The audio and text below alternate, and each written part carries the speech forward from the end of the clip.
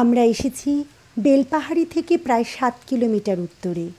এখানে পাথরের উপর দিয়ে বয়ে চলা খরস্রোতা ঘাঘরার অপরূপ সৌন্দর্য উপভোগ করব। এই রাস্তা ধরে খানিকটা এগিয়ে গেলেই দেখা মিলবে ঘাঘরা জলপ্রপাতের। অবশ্য এখান থেকেই কিন্তু জলের গর্জন শোনা যাচ্ছে। আমরা এসেছি ভরা বর্ষায়।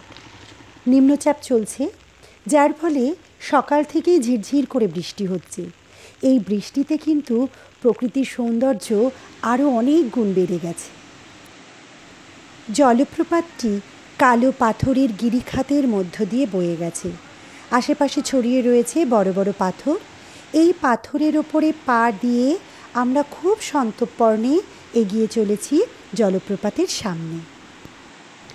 পাথরের মাঝখান দিয়ে জল আসার সময় মাঝে মাঝেই পাথর ক্ষয়ে গিয়ে সৃষ্টি হয়েছে গর্তের।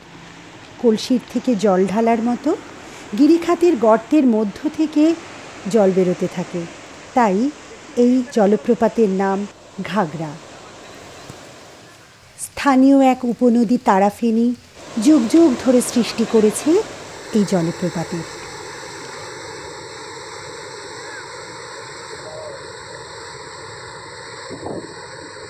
জলপ্রপাতের চারিপাশে ঘিরে রয়েছে জঙ্গল।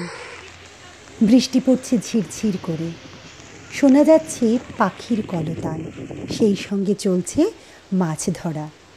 সব মিলিয়ে প্রকৃতির ক্যানভাসে যেন নদীর শিল্পকলা। বেলা বাড়ার সাথে সাথে বৃষ্টির তীব্রতাও পাল্লা দিয়ে বেড়ে চলেছে। আমাদের এবারের গন্তব্য ধাঙ্গিকুসুম ওয়াটারফলস। আমরা এই জল পার হয়ে যাব, সেই কারণে আমাদের গাড়ি কিন্তু যেতে পারল না। আমরা একটা ম্যাজিক ভাড়া করে চলেছি ধাঙ্গিকুসুমের উদ্দেশ্যে।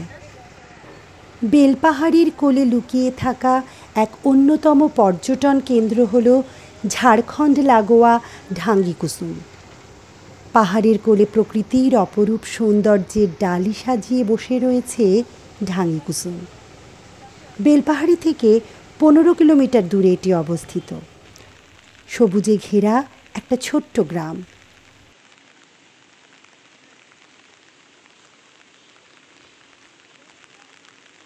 এখানকার বেশিরভাগ মানুষই পাথরের থালা বাটি ও অন্যান্য জিনিসপত্র তৈরি করে। সেই সঙ্গে খেজুর পাতা ও কাঠ দিয়ে তৈরি করে গৃহস্থলীর বিভিন্ন রকম জিনিস, যেমন ঝুড়ি, কোস্টার, ফল রাখার ঝুড়ি, এরকম বিভিন্ন জিনিস।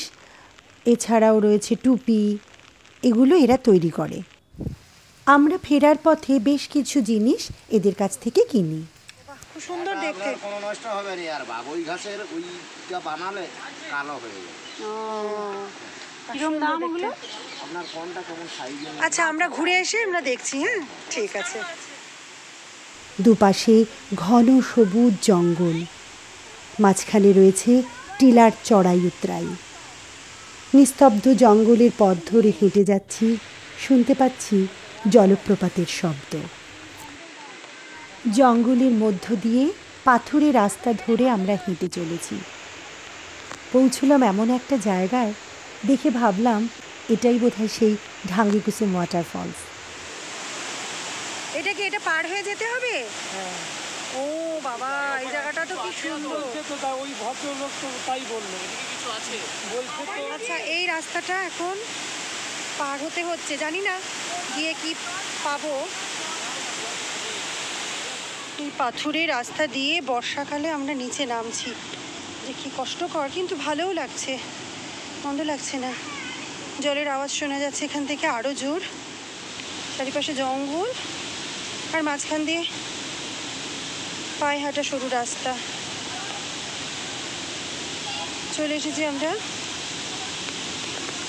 ধাঙ্গিকুসুম ওয়াটারফলসের সামনে। অনেকক্ষণ মন্ত্রমুগ্ধের মতো দেখলাম প্রকৃতির এই অপরূপ রূপ।